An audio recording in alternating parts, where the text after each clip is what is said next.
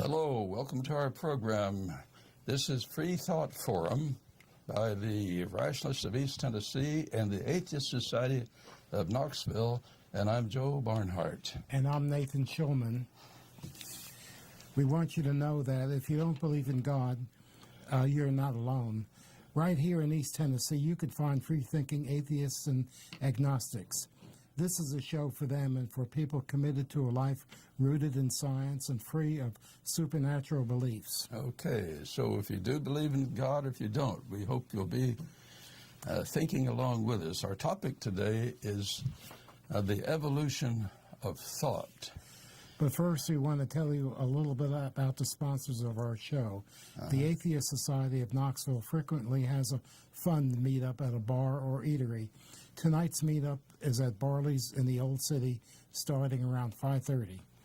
Okay, and look for the silver jacket, the God Delusion, and they have fun and drinks and conversation, and you're just welcome. And the Rationalists of East Tennessee have several regular monthly meetings, first and third Sundays, and also that's at, by the way, it's at the Pellissippi College at the cafeteria, just next to you go into the cafeteria and it's right next to it. Just walk right through the cafeteria. And that's on the Sunday mornings at usually at 11 o'clock, isn't it? At 10 o'clock, 10 o'clock, for good open discussion. Sometimes, and of course, sometimes they always have something to eat on the side. And the Skeptic Book Club and club discussion, and they play board games and so forth. Later in the show, we'll give you our websites to visit for more details, including times and locations. Very good. And so if you're just tuning in now, well, let's move into the topic. We don't want to waste time. Is thought revising or evolution of thought? As you know, would you say animals think? It depends on what you call stink. Well, go ahead. Give me an example. The parrots, you got a parrot. I've got a parrot, but he has a little bit of a smell to him. It's the oil that sometimes, on his feathers, that sometimes gets a little rancid. Does it think? Well, it's not very well, not much. Does it communicate with you? Not the smell, no. Okay. Now, I think you could argue that dogs and wolves and some animals certainly think, and people who lived with those animals out in the forest often learn to pay attention to their instincts and their thinking whenever danger was coming in. So they can, the smell is part of their thinking process, just as our seeing is part of our, and our hearing is part of our thinking process. So we inherit this from antiquity. And then, of course, we have a kind of brain that makes us be able to put words out. And then, nowadays, we can write down the words, and then we can look at our own words and say, I didn't say that, did I? And correct ourselves. Yes. And that took centuries for that to develop. Oh, before we forget, this is a call-in show, and we're live today on December 2nd, and viewers can call in now to the number that's on your screen with a short comment or question. Call in now while we go to an informative break. Yeah, we'll just go on straight on into our topic, because we got so much to cover today. Okay. So, now, I was thinking that most of us know that thinking is like walking. It's trial and error.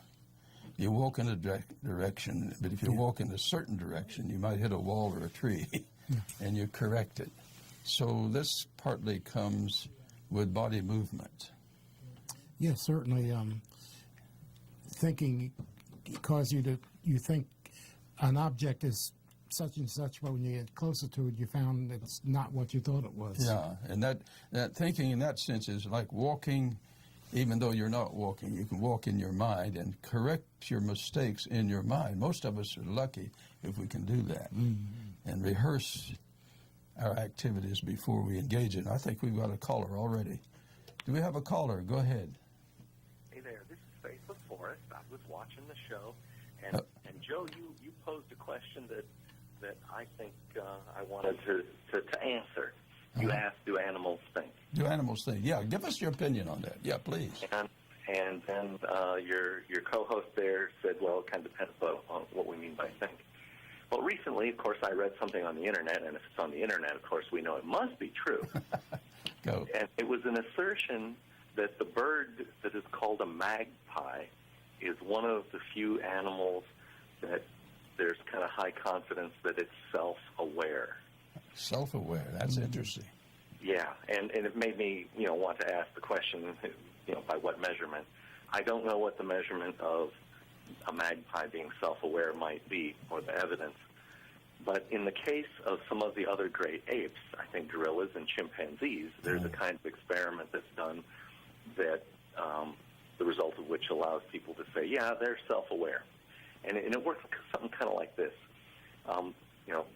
Gorillas and chimps are often, in environments where we have mirrors.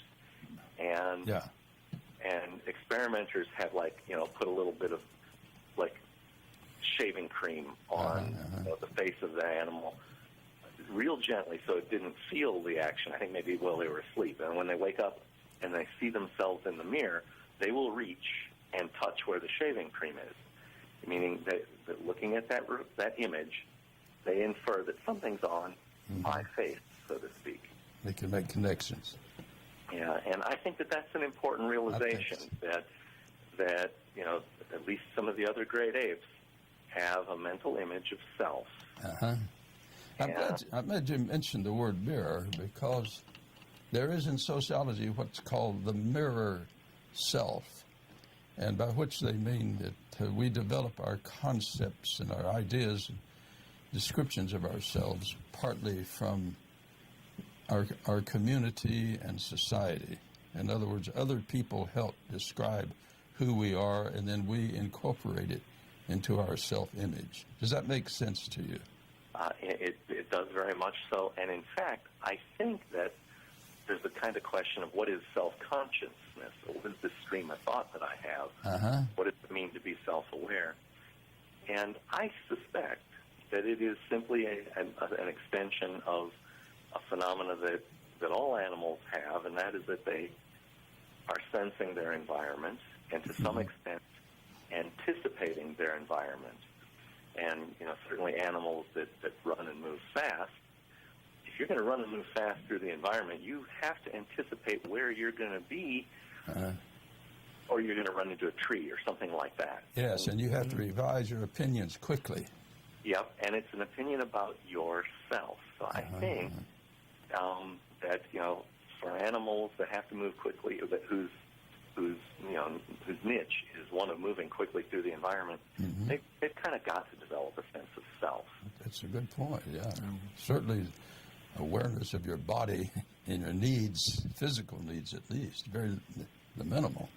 But it's the anticipation of where am I going to be that's good. That is needed so you don't collide with the tree, the hypothetical tree example. But when we express it in language, you can't express it without using the word I. Where am I going to be? You don't say. It seems it's a sentence fragment, so to speak, to try to leave out the I part.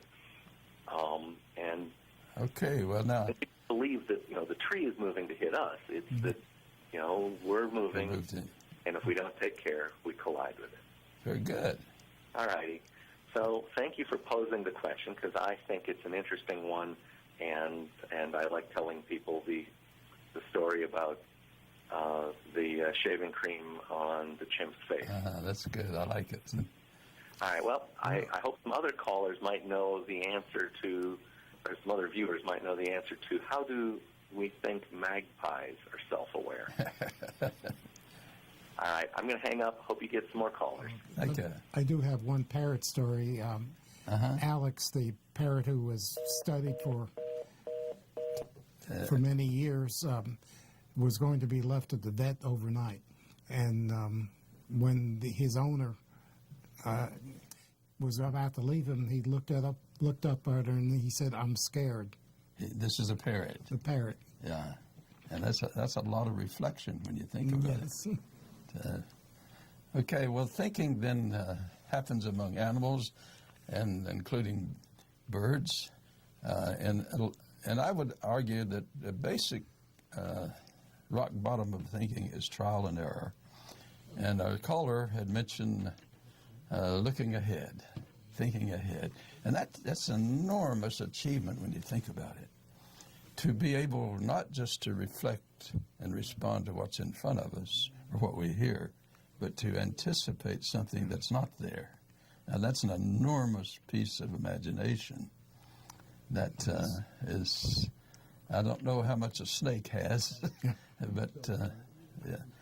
And what's interesting about our species, I think you would agree, is we can make descriptions, and then other members of the species can hear our descriptions and add on to them, and what else? And interpret them according to their own experiences. Right. And if you think my description is inaccurate, then you could actually correct it. Yes. And that's how, in many ways, we develop. Mm-hmm. Yes. In fact, that may be how we develop. Our caller mentioned, I think, consciousness. And consciousness is partly reflection and correction. Become conscious of one description and another description, then what it applies to. In other words, to be conscious, would you agree, is always to be conscious of something?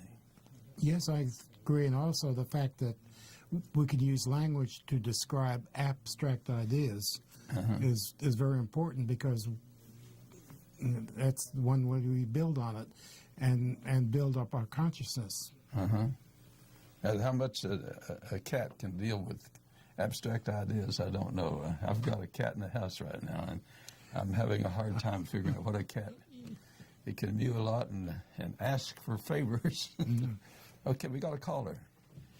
Go ahead, caller. Yes, hello. My name is Greg. Greg, good. Yeah, I just wanted to kind of piggyback on something that Faithless Forest said. They've also done experiments with toddlers to kind of see when they become self-aware. Oh, yeah. And when they are about 18 months old, about 50% of them seem to be self-aware, and they use experiments similar to the mirror experiments that he was talking about with the great apes.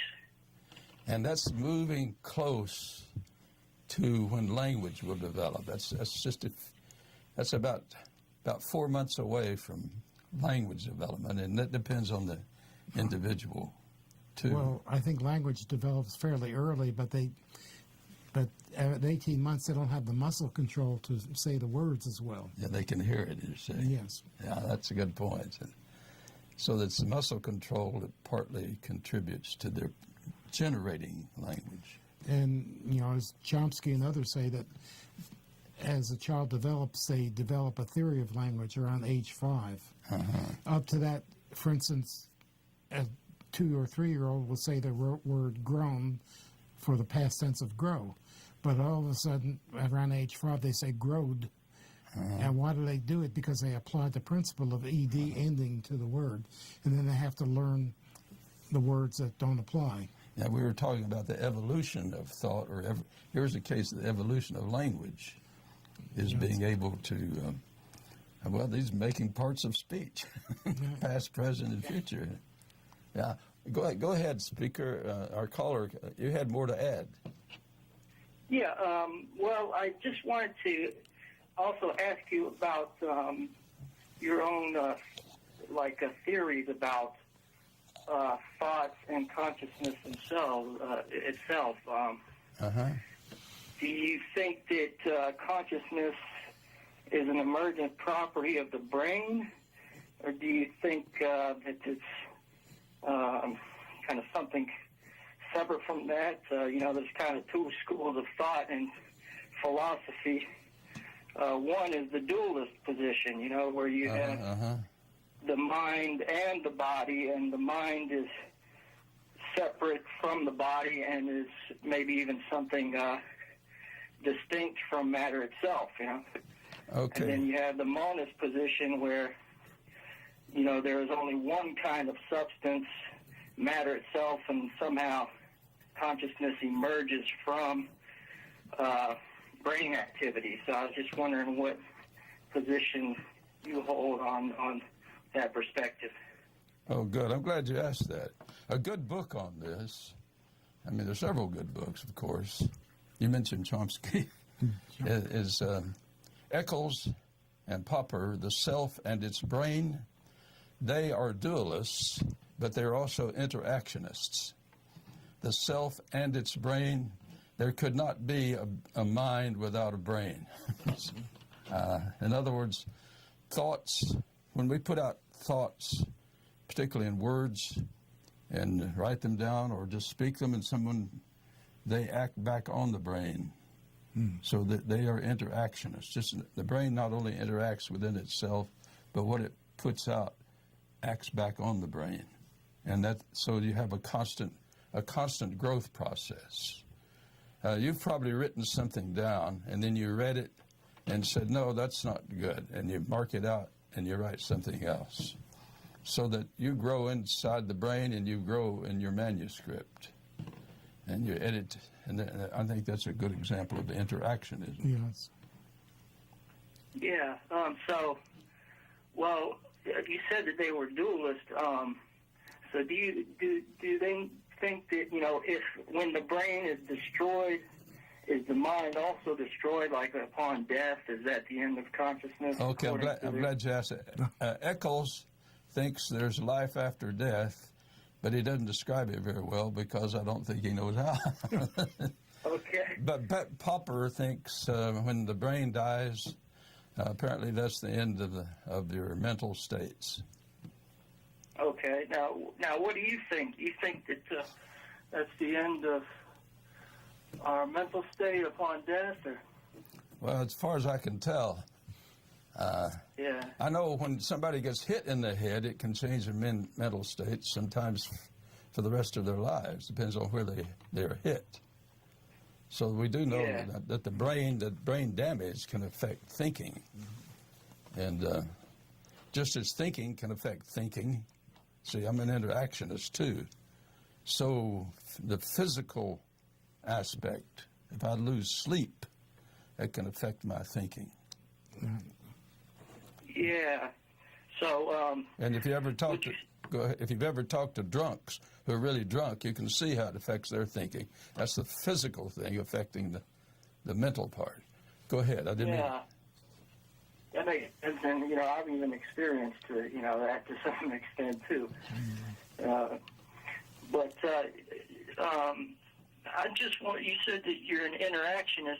Like, I'm just wondering how consciousness interacts with the physical brain. Like, if consciousness is not material, or if it's not made up of atoms or, you know, matter, how does it interact with material brain, you know?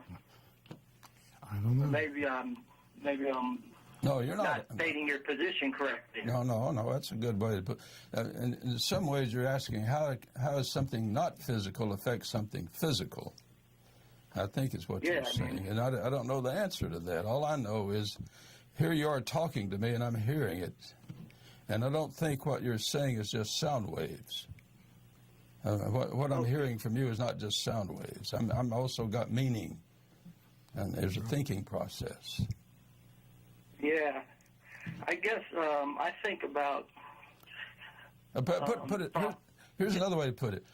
I don't think if you had two physiologists, one of them to say to the other, let's say before they're married, I'm looking at your brain state. You are in love with me. Look at my brain states. Am I in love with you? I don't think they operate this way. Are you with me? Yeah, I kind of see what you're saying. Now, I admit we know a lot about the brain now, but we know so much that we know how ignorant we are. Yeah, I'm just Well, and this could be the last thing I ask you, but you said that how does something that's not physical interact with something that's physical? So I'm just wondering, like, do you think that consciousness is not physical, or how does that work? If I could solve that problem. Yeah, no problem. I know it's one of the biggest problems, in my opinion, the mind-body problem. Yeah. And there are an awful lot of superficial answers to this, and I don't want to join the ranks and give you just another superficial answer. All I can say is there seems to be obvious interactionism, but how this comes about, I don't know. I just observe it happening. Yeah, I understand. I guess I'll just leave you with this. Just one question that I have, and I've been thinking about too, is if it really is not physical consciousness, and the brain is physical, like at what point does it? Where does it kind of latch on to interact? If it's totally not physical, it shouldn't have. I'm just wondering how it could interact with something physical, Yeah. Well, I would say possibly think in terms of the mental aspect as an energy, that and the brain is sort of a receiver of that energy, an interpreter of that energy. I mean, that's just my thought about it. Yeah. Well, thanks so much for the conversation. I've enjoyed it. Where are you from, by the way? Yeah, I'm from Nashville. Oh, well, welcome, and hope you'll be with us more. All right, thank you so much. I'll get off the line here and let somebody else call in. So. Thank you very much. Thank you. Have a good day. Well, he raises a very difficult question. Even to say the word "where" does it happen is a space term. Mm-hmm. And I mean, the temporal problems, that's enough. But to have space and time issues in this hope, I mean, this shows you how far away we are from having good conclusive answers. I mean, we've made a lot of progress in brain research, but we have a long, long way to go. And we also know we can study logic, and logic is principles and rules and regulations, but it's also a process. And the rules and regulations are projections from the process, it seems to me. And I've also heard that people who receive heart transplants sometimes take the characteristics of the donor, the mental characteristics. Mental states. That would be an interesting...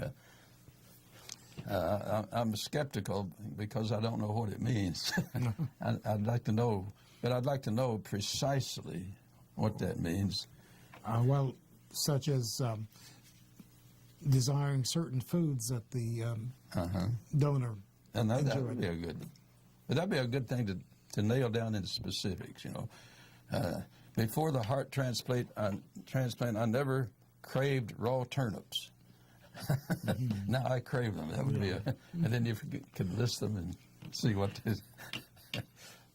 That'd be interesting to see if I had one. If I'd give up liking raw turnips.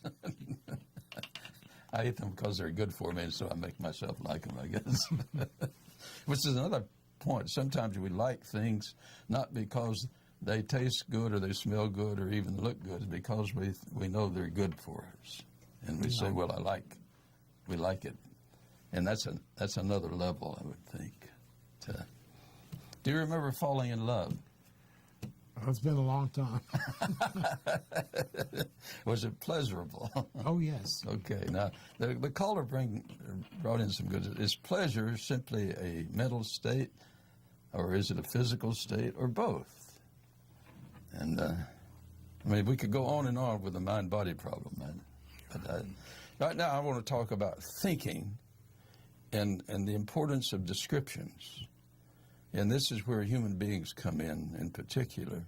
Human beings can formulate descriptions, and those descriptions then can have a reality independent of the one who made the description. And Certainly. You can quote a person's own words and make him eat his own words sometimes. I've eaten several of my words. And I remember debating a philosopher saying, I didn't say that. Then I quoted him. He said, "Oh, yeah, I can see why I might have said that." He had forgotten. Well, people interpret things based on their life experiences. Interpretation, yeah. Or if I say something that makes someone angry and then inquire on it and find the reason is that they were angry is because of some experience that happened in the past that it reminded this person of. So it triggered that anger feeling. Would you agree that even seeing something is also an interpretation? Oh, definitely. Yeah. If you had been in a culture that never had apples, what would they, when you hold up an apple, what would they see? Well, it would be based on something else. It reminds me of a story of pygmies who lived in the thick jungle. And they were taken to a mountaintop and they could see distance for the first time, didn't have a sense of proportion. There were people in the distance and they thought they were tiny people. Because they were so far away that they didn't have the perspective. So that is interesting. I hadn't read that anyway. That is interesting, though. Perspective means you have to interpret what you perceive. Yeah, and it's a process. In other words, thinking is a long, long process. And that's why Eric Severide on TV was right when he said, thinking takes time. It's at least some kinds of thinking. Well, let's look at something in your personal history. Can you remember some major thinking that you had to revise? I have some. Well, a number of experiences. I can't put my finger on something right now. Yeah. I thought someone might have been a bad person, but it turned out later that the person wasn't really bad because I learned more about the person's habits or motives. So what we perceive is one thing. What we interpret, what we perceive, can be another thing. And in that situation, seeing is a process of, part of seeing is perceiving, because you see things in perspective of other things that we see. And then, and you put on a new pair of glasses, you may see it differently. Yeah. And we have conceptual glasses, would you agree? That we put on. And that's called paradigm shift. If you do that, paradigm shift means that we've got all the facts, except now all the facts are in such different relationships that it looks like it's a new object or new objects. Or sometimes you have a preconceived notion of what the object is, and it turns out not to be correct.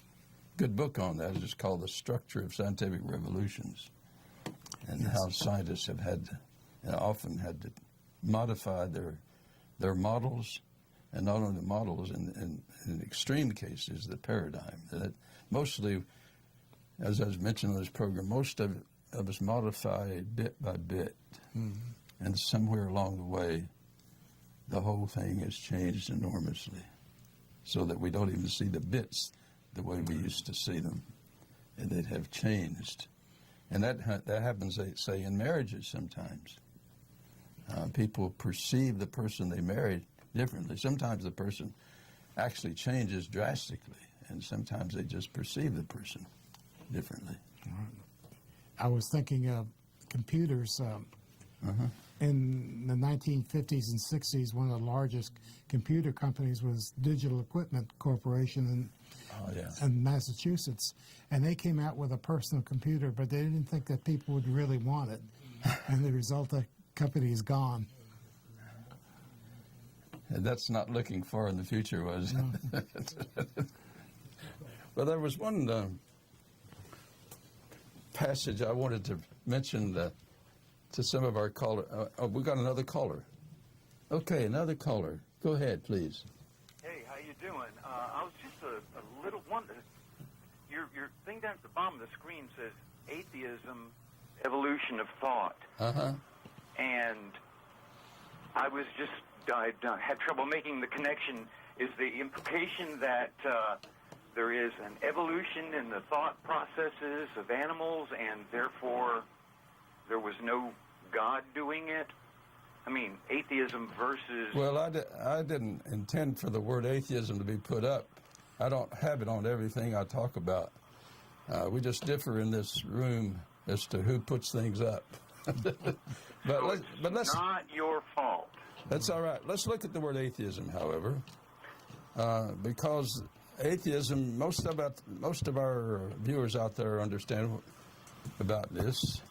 Many people grow up theists, and they change their view of theism, and then they may become atheists or agnostics. It's a thinking process. I see. So what I'm suggesting, everybody is born again several times. It's not a supernatural phenomenon at all. It's a socialization and a culturalization process. Would you agree on that? I don't know. That's such a mouthful that I'd have to sit back and think about it for a long time. But yeah, it sounds good to me. But why I was calling was somebody called in and asked about if magpies were self-aware, and I had the answer to that. Oh, yeah, let's hear it. But I thought I'd get that other thing out of the way. Yeah. Yeah, I used to live in Denver, Colorado, and they have magpies there. And I once saw a couple of magpies that were torturing this poor dog that was chained up and could only go so far. It reminded me of something like in a cartoon or something. And they would every now and then start screaming at this dog, and he'd raise hell and bark at him and all that. And they would and then they'd sit back and calm down, and then they'd start screaming at him again. The way I figured was if they knew that they were torturing the dog, they had to think that the dog was self-aware, so they had to have been aware of themselves, which is opposite of turkeys. Now, I am positive that they're not aware of anything. Okay, maybe that's a good thing. Since we eat so many of them, we wouldn't want them to be aware of the pain. Well, but see, that's the problem. I mean, we have the President of the United States coming on TV and pardoning you things. Hey, we're not getting into politics, okay? Well, that's not politics. Okay. That's these poor birds. What's the next point? Well, if they're not self-aware, how can they be pardoned for any crime? Oh, I thought you were going to make a foul joke. I see. Oh, Okay. that's excellent. Okay, let me ask you this. Sure. You didn't deserve that, did you? Oh, I thought it was excellent. Oh, I got you. Oh, gosh. He's got me off the topic. Well, I saw one example in my own backyard. I had a groundhog walking around the backyard, and a crow came up behind it and jerked its tail. Yeah. And the groundhog turned around, and the crow just after him just kept jerking his tail. Yeah, I've seen that. I've seen that. Animals torturing other animals. Let me ask you a question. Sure. Does the animal do this to torture the other animal or just to get a playful response? Well, I think there's about 6 of one and half a dozen of the other. I mean, depending on whether they're in a bad mood or not. I mean, I've seen sharks toss seals around for quite a while before actually killing them. They're obviously playing with their food, so I don't think they're meant for the seals to just teasing them. Yeah, I don't know the answer to the question. I do know the human beings can torture because they get pleasure out of some other people's pain. I know. As a matter of fact, getting back to those pardoned turkeys, there was a Republican that posted about how Sasha and Malia were looking like girls at bars and stuff like that, and was saying all kinds of snarky things about them. And then this person got in trouble for saying such snarky things. And when the person apologized for it, they made a point of talking about how they were Christian and they had prayed about it and they wanted to apologize. Now, the way I figured, there's absolutely nobody on Fox News that I've seen that apologizes that doesn't say they're Christian. And I'm wondering, do you think that's a function of thought? What, apologizing or what? Yeah. Yeah, feeling bad about hurting someone. You were talking about Oh, I that. see. Yeah, it may be partly because. What do you think? That's too hard a question for me. You tell me what you think. Well, I usually when a Christian is apologizing for something, it's not because they've thought about it, but because they prayed about it, and God has told them whether what they did was bad or not. How many Christians do you know? Oh, gosh, I know a bunch of them. Well, that's a pretty broad generalization for a human being to make about other human beings, don't you think? No, not at all. I mean, when they say that they've prayed and they've discussed it and prayed and decide whether it was a good or bad thing, it's not really a generalization so much as I've seen it and heard on TV quite often. Well, I think it's a plea for forgiveness. Yeah. I agree. Yeah, I agree. Have you ever thought that you've ever done anything you need to be forgiven of? That I needed to be forgiven for? You can plead Fifth Amendment on this if you want. Well, the statute of limitations is not run out in Alabama, so I don't really think I should be talking about this on the TV like this. Okay. Let me hang up and let somebody else call and give their opinion on the subject. Okay, well, thank you very much. Okay, bye-bye. From Alabama. Well, that was nice to call in. I appreciate that. But I'm glad he brought in the question of forgiveness and animals, because forgiveness takes some thinking. Would you agree? Oh, definitely. I mean, you have to realize of emotional hurt, which I don't know if animals can experience that or not.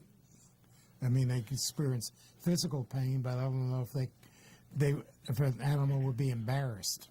Oh, I think I'm guessing from the way I've reacted with certain dogs, they can have emotional pain, and now cats I can't figure out that well. But I'm guessing even cats. Right now I'm interacting with a cat in the house, and I'm thinking the cats are greatly different from dogs. I'm having a hard time training this cat to come to me to be petted. He wants me to be walking over there, so I'm slowly developing using behavioral modification. It's a challenge. But cats do have feelings, it seems to me. And certainly if you step on one. Yeah, certainly. And so that's emotion. So emotion and thinking go together. Let's say you scream at a cat. That's a cat's interpretation of danger, it seems to me. And we got another caller. Go ahead. Yes. Good and loud. Hello, my name's Phil. Phil.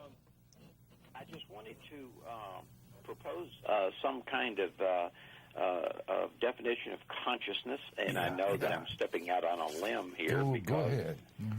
because everybody else steps out on a limb. If you think of the brain as just a big computer, and that would be a physical entity, okay? And then if the brain becomes sophisticated enough, then that brain can form. Well, it has, as you've already mentioned, spatial sense. It has temporal sense, and I think that's one of the key points in evolution where humans started being differentiated from other animals, is that they gained some kind of temporal or a timeline. So they have spatial sense and temporal sense, and this computer also it has the possibility to construct logical models or concepts. And so I would propose that everything that this computer thinks of as reality are perceptions of reality. So it forms a reality of itself as well as of the external things around itself. And I would propose that this reality that it forms of self is just what we call consciousness. Mm-hmm. Does that make any sense? I think, therefore I am. Yeah.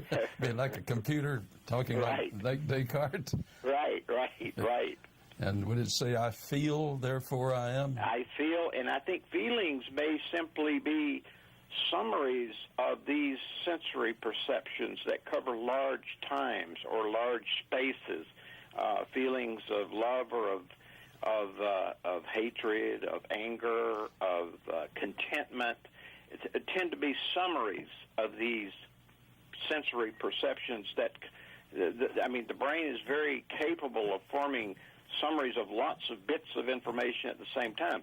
So when the baby first starts gaining a sense of self, I think would be whenever it has had some experiences. A neural network, for instance, has to be trained. A neural network computer has to be trained by feeding different experiences into it, and it learns from those experiences and then projects an outcome. So in the same way, would it not be possible that after a baby has lived long enough to have enough experiences that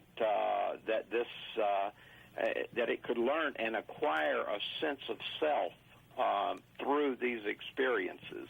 Well, we do know the brain grows after birth, and so the brain has to grow in order for these experiences to take, some of these experiences to take place. Right. So whether or not you can reduce all experiences to brain states, that's the big issue.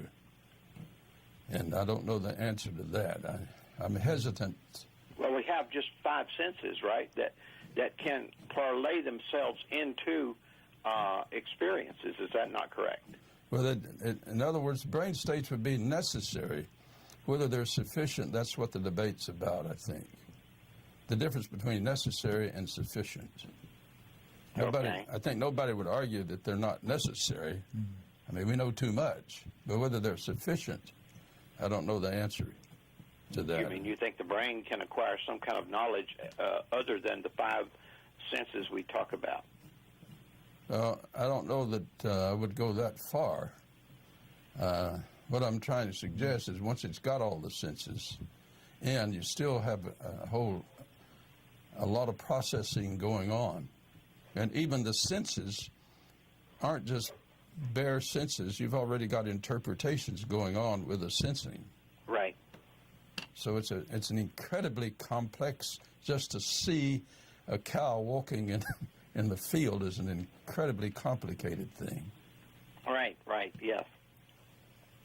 But before the baby, for instance, is born, that baby doesn't have much access to very few senses. I mean, it can feel, I guess, and it can hear to some extent at some point in the womb. But there's not much to see. There's not much to hear because the baby is enclosed inside the mother. And so, therefore, once the baby comes into the outside world, the possibilities for senses explodes. Explodes is right. I think your point is so well taken that I would say in the womb it's not even a self yet. Okay, you don't think it would have a self at that point? No. That's probably, and so as it grows in its sensory perception, then it forms these models of how it relates to what it sees and what it feels and what it hears and tastes. Yeah, and that has to have a social environment to help mediate that. Right. And without that social model, I don't know whether he would ever develop self-consciousness. Well, I'm not going to write a book yet. Lots of luck. Thanks for calling on this. Yeah, I'm enjoying your show. Thank you. That's interesting. We've had some good calls. Bye-bye. Yes. Bye-bye. Thank you. Oh, we've got to turn off. I get carried away here. Well, we notice in them, and I've been reading various books, and I catch myself saying, if I had read this book before, my thinking would have been a little different, or I'm having to correct one of my theories because this new writer I hadn't read before gives me a new slant. Or you could read the same book 20 years later and have a different perspective based on your experience. Yeah, you've got other things you bring to the book now. So that's a good point. Okay, now, well, let's move on. We haven't moved to our program break yet, have we? I lost track of that. So we don't need to. We better do this. Do that, would you? In case you're just tuning in, this is Freethought Forum, a program by the Atheist Society of Knoxville and the Rationalists of East Tennessee. Freethought Forum is funded jointly by them and by individual contributions. And shows are on every Tuesday from 5 to 6 Eastern Time in Knoxville Community Access Television, Channel 12 or 194, depending on your cable network. Tell your friends, use streaming CTV Knox, KNOX.org. This is a call-in show, and we're live today on December 2nd. And viewers can call in now to the number that's on the screen with a short comment or question. Call in now while we go to an informative break. Okay, Sam's going to do that for us. Around the Knoxville area and are questioning your religious beliefs or simply believe in one less God than everyone else? Well, you're not alone. The Atheist Society of Knoxville is a fun and friendly group of people just like you that meets twice a week at a bar or restaurant. We meet every Tuesday night following the show at Barley's Tap Room and Pizzeria for happy hour. You'll find our group either inside or on the patio. Look for Richard Dawkins' silver-jacketed book, The God Delusion, standing upright on the table. On Fridays, we meet at Agave Azul or the Beard and Beer Market. But if you plan to preach, proselytize, provoke, or punch, please don't. We all question what we believe at one point in our lives. If this is the time for you, come join us for food, drink, conversation, and fun. Do you find stories of talking snakes laughable? Do you prefer the scientific method over supernatural beliefs? Are you concerned about religious leaders and organizations imposing their values and rules on your body, your family, and the rest of our society? Well, take comfort in the fact that you're not alone. The Rationalists of East Tennessee meets weekly for fellowship and provides a forum for people who support skeptical thinking and rational discussion of these and other issues. To find out more information or to find out about our next meeting, visit us on the web at www.rationalist.org. If you live in or around the Knoxville area... Are we ready? Okay, I think we have a caller out there. I guess I'm wrong. Hung up on us. Well, it's okay. Maybe he'll call back, or she will. I have a book here. It's called Rethinking Realized Eschatology. But it's a New Testament scholar who... this is Clayton Sullivan from Mississippi. He had the view that there was once a Jesus who thought that a new world would come in. Yeah, in fact, he told his disciples that this new apocalypse was going to come during your lifetime. Yeah. And, of course, it still hasn't come. And I think that's why we still have these apocalyptic thinkers. Yeah. Well, they had to do some real quick thinking in the first century, and that's what this book is about. Is it had Jesus and apparently some of the apostles really thought that a whole new world was going to come in supernaturally. Right. And it ended up with Jesus on the cross, and it didn't happen.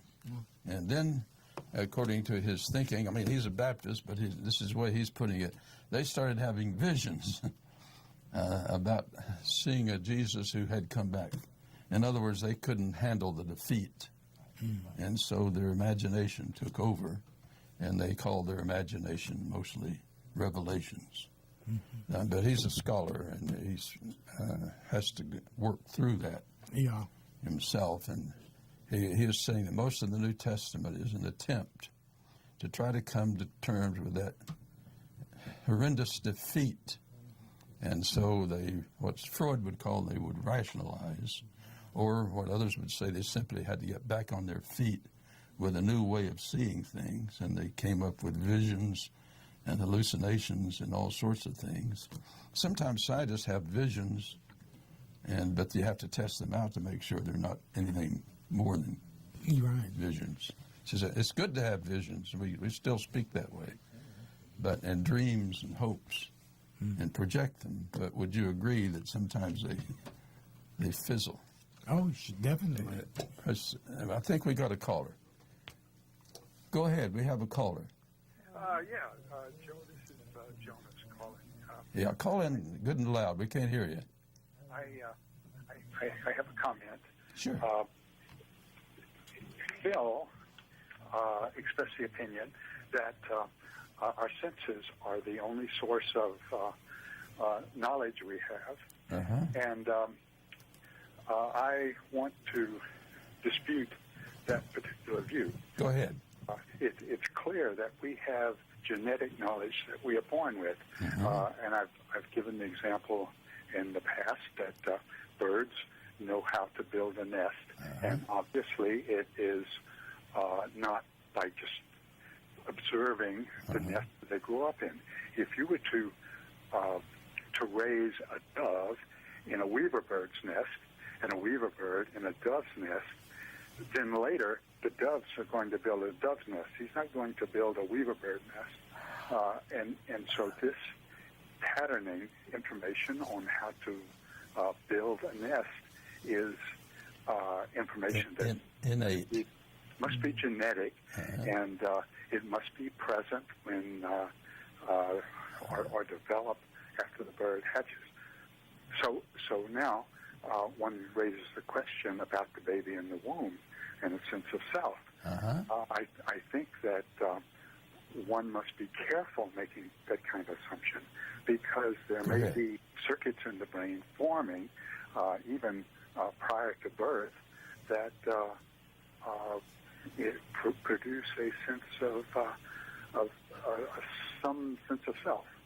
So that was just my comment. It's a good comment. Go ahead and develop it, because I think you're on track. I may have to revise my thinking on that. In fact, I think it may. Well, go ahead. You had more to say. Well, I think I've expressed the point that I wanted to make, namely that there are sources of knowledge, of information that we have that go beyond the experiences and the results of the sensory input. Good. So that's all. Thank you, Joe. I'm going to hang up now, and so y'all can go ahead with your, I might comment on what I've had to say. Okay, very good. Fine. Thank you. Well, of course, he's dead right on that. Yeah, definitely. Yeah, I'd have to revise my wording on this. That I would argue we are a self in the womb, but not a person. I make a distinction between personhood and being a self. Well, actually, when you say personhood, you're talking about ego development. Yeah, in other words, what I'm saying, there are stages of the self. Oh, yeah. And then the personhood comes after birth, and that comes mostly with language, which we dealt with early on a previous program. But we have, obviously, as our caller is pointing out, we are not born a blank sheet. Right. That's old John Locke's view, and I think that's been refuted over and over. We have a genetic endowment like other animals. Would you agree with it? Definitely. I don't see how you could deny it. Yeah, and that's already before birth. Now, it has to take time to develop, to be sure. We don't have necessarily a genetic desire for turnip greens. No. We have to learn to eat turnip greens with maybe vinegar or lemon on them to kill the taste, because they're good for us. And that's where, I guess I'd want to say selfhood is one stage moving toward personhood. And that we're such a complicated entity that it just takes time for all this to develop. Stages just aren't as cut and dry. It's the sliding scale. Exactly. Yeah, even a beard. It's in stages, isn't it? Right. Okay, and when you get to be an old man, that's in stages. You don't say, well, at 4 o'clock in the afternoon, I'm no longer a middle age. I'm now old. It's somewhere along the way. So I think our main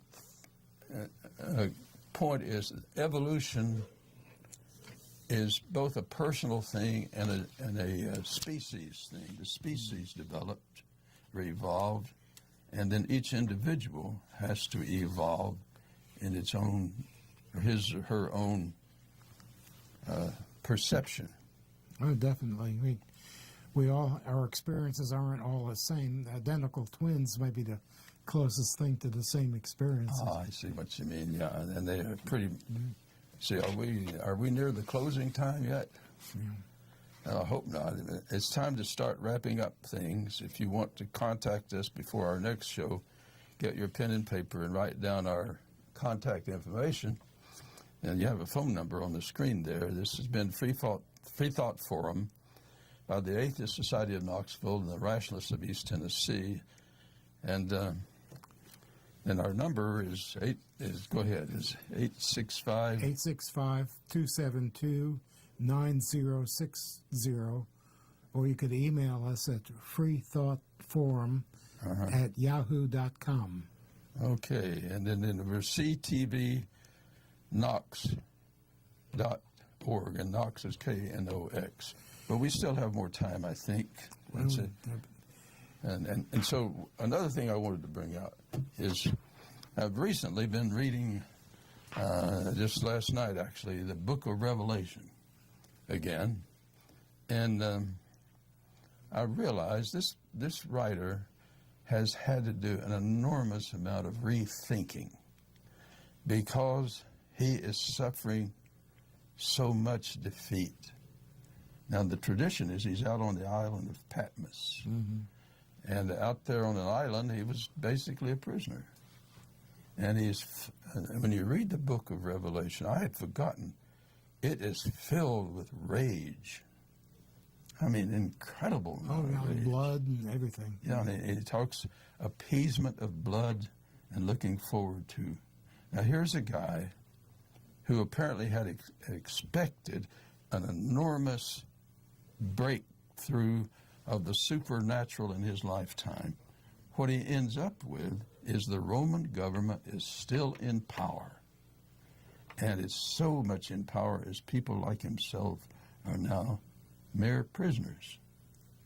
And so he's envisioning, and many of us would say fantasizing, a world in which a whole supernatural transformation will take place and come down from the sky, obliterate the Roman government, apparently in his lifetime, which will soon come to pass, he said. But I had forgotten, and I can sympathize with the poor guy, because this is a guy who's been tortured and tormented, and all he wants is revenge. And there's not a lot of love in the book of Revelation. No, not hardly. And it is a revelation, not the way he thinks, but I think it's a revelation about human beings, what we're capable of. Now, this man who wrote this was obviously capable of a lot of love, as all of us are. But I think now the hatred came out. And there's no other word for it, it's just hatred for his enemies. So I want to welcome our guests with us, and I want to thank you. Thank you, Joe, for having me with you. Nathan, that's the prophet who told David, "You're the guy." That's a very interesting story in the Bible. We want to let you know, and our viewers, that we have this program every Tuesday at 5 o'clock Eastern Time, and hope you'll be with us.